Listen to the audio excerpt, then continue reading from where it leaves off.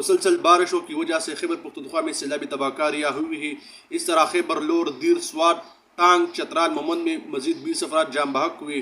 مسلسل بارشوں ندی نالوں میں طغیان ہوئی، گاڑیاں جو ہے وہ سیلاب میں بہہ گئی، کڑی فصل اور باغات کو شدید نقصان پہنچا۔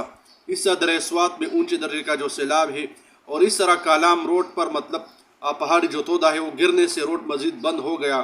مٹا میں تودا گرنے سے مسجد شہید ہو گیا۔ سوات میں تعلیمی ادارے بند، جو دریاؤں کے کنارے جو رہائش پذیر جو آبادیاں ہیں اس کو محفوظ مقامات پر منتقل کرنے کے لیے کارروائی ہو رہی ہے۔ اس طرح پشاور میں جو ضلعی انتظامیہ ہے، محکمہ ریلیف اور ریسکیو 11 کو خیبر پختونخوا حکومت نے متحرک کروانے کی ہدایات کی ہے۔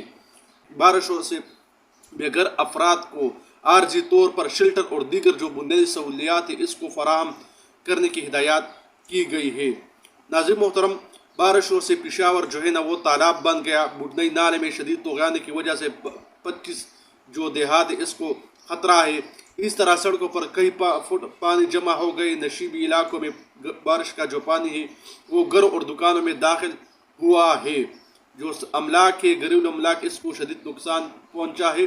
اس طرح مال مویشی کو بھی شدید نقصان پہنچا ہے۔ رنگ روڈ، حاجی کیمپ، گل آباد، نشتر آباد، شیر شاہ سوری، کوہاٹی اور یونیورسٹی روڈ جو ہے وہ جھیل میں تبدیل کر گیا ہے۔ پشاور میں گزشتہ 3 روز سے جاری بارشوں نے ایک پورے شہر کو ایک بڑے جوہر میں تبدیل کر دیا ہے۔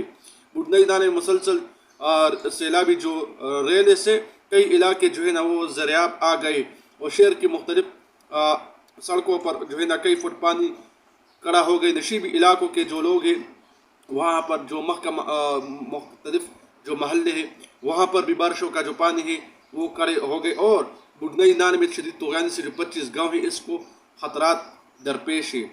صوبے میں جاری بارشوں کی وجہ سے دریاؤں اور ندیوں میں ممکنہ سیلابی جو صورتحال کے پیش نظر وزیر اعلیٰ خیبر پختونخوا علی امین گنڈاپور کی ہدایات پر پشاور جو سیکریٹریٹ میں کنٹرول روم جو ہے نا وہ قائم کیا گیا ہے، جس کے deputy secretary Mohsin Iqbal emergency control room incharge مقرر ہوا ہے۔